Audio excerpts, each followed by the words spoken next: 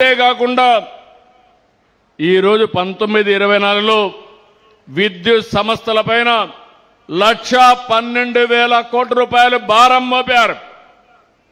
9 సార్లు కరెంటు ఛార్జీలు పెంచారు. మీ మీద 32,000 కోట్ల రూపాయలు భారం వేసే పరిస్థితికి వచ్చారు. నేను 2024లో వస్తానే ఆలోచించాను. మనం చేయాల్సింది తక్కువ ఖర్చుతో కరెంటు ఉత్పత్తి చేయాలి. ఏమేం మార్గాలు ఉన్నాయని ఆలోచించాను. దీనికి గ్రీన్ ఎనర్జీ ఒక మార్గం. అందుకే కేంద్రం 500 గిగావాట్లు కరెంటు ఉత్పత్తి చేయాలని గ్రీన్ ఎనర్జీలో లక్ష్యంగా పెట్టుకుంటే మనం 160 గిగావాట్లు రెన్యూవబుల్ ఎనర్జీకి ముందుకు పోతున్నాం. దీనివల్ల 10 లక్షల కోట్ల పెట్టుబడులు వస్తాయి. 7,50,000 మందికి ఉద్యోగాలు వస్తాయి. 22 నెలలు 117 ప్రాజెక్టులు క్లియర్ చేశాం. 5,95,000 కోట్ల రూపాయలు పెట్టుబడులు వచ్చాయి. 4,76,000 మందికి ఉద్యోగాలు వస్తాయి. ఇప్పటికీ 160 గిగావాట్లు 90 గిగావాట్లు శాంక్షన్ కూడా ఇచ్చాం. ఎంఓయూలు కూడా చేశాం. మొన్నే విశాఖపట్నంలో మోడీ గారు శంకుస్థాపన చేశారు. ఎన్టీపీసీ గ్రీన్ ఎనర్జీ 1,85,000 కోట్లు ఖర్చు పెట్టబోతున్నారు. రాబోయే సంవత్సరం పనులు కూడా ప్రారంభిస్తారు. నేను ఒకటే ఆలోచిస్తున్నాను.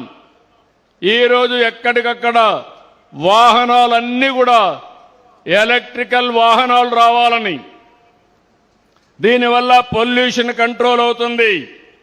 తొందరలోనే ఏపీఎస్ఆర్టీసీ 1050 బస్సులు ఈవీ వెహికల్స్ తీసుకొస్తున్నాం. 1000 పైన ఛార్జింగ్ స్టేషన్లు పెట్టాం.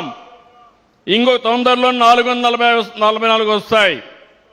రాబోయే 3 సంవత్సరాల్లో 5,000 ఛార్జింగ్ స్టేషన్లు వచ్చి మొత్తం రాబోయే రోజుల్లో అన్ని ఆర్టీసీ బస్సులన్నీ కూడా ఎలక్ట్రికల్ బస్సులే వస్తాయి. మీరందరూ సహకరిస్తే ఆర్టీసీ బస్సులన్నీ కూడా ఏసీ బస్సులు పెట్టి పేదవాళ్లు కూడా తిరగడానికి ప్రయాణ సౌకర్యం కల్పిస్తాం.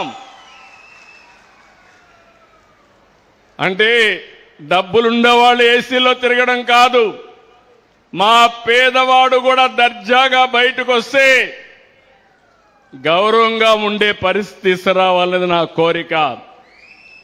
కాకినాడలో అతి పెద్ద గ్రీన్ అమోనియా ఉత్పత్తి కోసం ఏఎం గ్రీన్ కో ముందుకు వస్తా ఉంది. ఇప్పటికే అగ్రిమెంట్లు కూడా చేసుకున్నారు.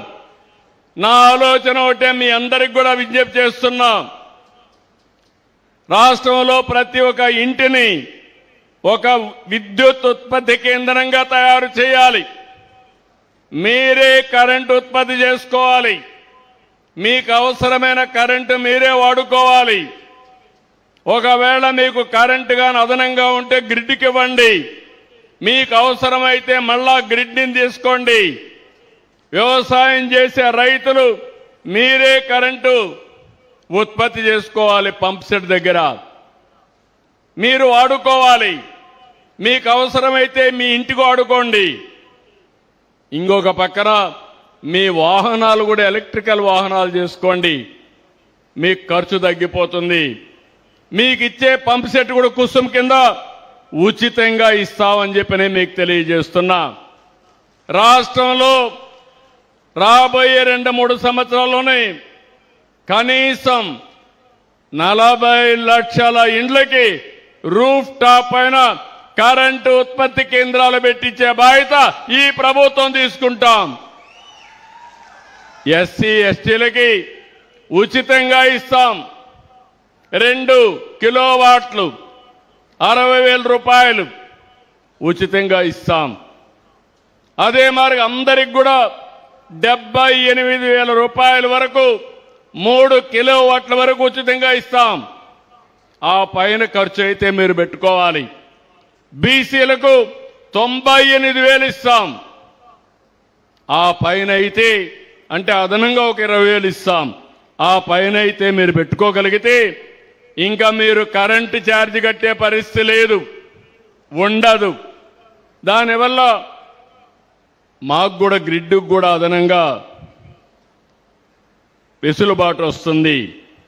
నేను ఒకటే, ఇప్పటికే మీరు చూస్తున్నారు ఎక్కడికక్కడ ట్రాన్స్మిషన్ లాసెస్ లేకుండా కరెంటు ఉత్పత్తి చేసి అక్కడే వాడుకునే కార్యక్రమానికి కూడా ముందుకెళ్ళాం. ఒక సమర్థవంతంగా పనిచేస్తున్నాం. అందువల్లనే మీరు చూస్తే పోయిన గవర్నమెంట్ పెంచిన కరెంటు ఛార్జీల్ని ట్రూ అప్ ఛార్జెస్ పెడితే దాన్ని ట్రూ డౌన్ ఛార్జెస్ గా చేసి యూనిట్కి 13 పైసలు 4,498 కోట్ల రూపాయలు మీ కరెంటు ఛార్జీలు తగ్గించాం. 22 నెలలు ఒక్క పైసా పెంచలేదు. పోయిన గవర్నమెంట్ వేసిన కరెంటు ఛార్జీలు తగ్గించాం. ఇప్పుడు హామీ ఇస్తున్నా, రాంబల్లిలో హామీ ఇస్తున్నా, భవిష్యత్తులో కూడా కరెంటు ఛార్జీలు పెంచమని మరొకసారి మీకు హామీ ఇస్తున్నా. ఈ సంవత్సరం మీరు ఒకసారి చూస్తే 26, 27 ఆర్థిక సంవత్సరానికి రెగ్యులేటరీ కమిషన్ మొన్నే ఆర్డర్ పాస్ చేశారు. ఇందులో మీరు చూస్తే కమర్షియల్ వినియోగానికి యూనిట్ 12 రూపాయల 25 పైసలుంటే 9 రూపాయల 95 పైసలకు తగ్గించాం. 23 లక్షల మంది రైతులకి 9 గంటలు ఎలాంటి ఆటంకం లేకుండా ఉచిత విద్యుత్ ఇస్తున్నామని చెప్పి కూడా నేను మీకు తెలియజేస్తున్నా. 1,13,00,000 మంది గృహ వినియోగదారులకు ఎవ్వరికి కూడా ఒక్క పైసా పెంచాం. 22 లక్షల మంది ఎస్సీ, ఎస్టీ ఆర్థికంగా బలహీన వర్గాలకి ఉచిత విద్యుత్ ఇస్తున్నాం. 18,000 కాటేజ్ పరిశ్రమలకి లోడ్ లిమిట్ చూస్తే 10 HP నుంచి 20 వరకు పెంచాం. ఇప్పుడే నేను చెప్పాను, ట్రూ డౌన్ ఛార్జెస్ 4,500 కోట్ల రూపాయలు తగ్గించాం. ఇంకో పక్క 24, 25కి అదనంగా ఖర్చు అయితే 15,790 కోట్లు నేను గవర్నమెంట్ భరిస్తాను, మీరు ఏమీ భయపడవలసిన అవసరం లేదని ఎలక్ట్రిసిటీ డిపార్ట్మెంట్కి భరోసా ఇచ్చాను.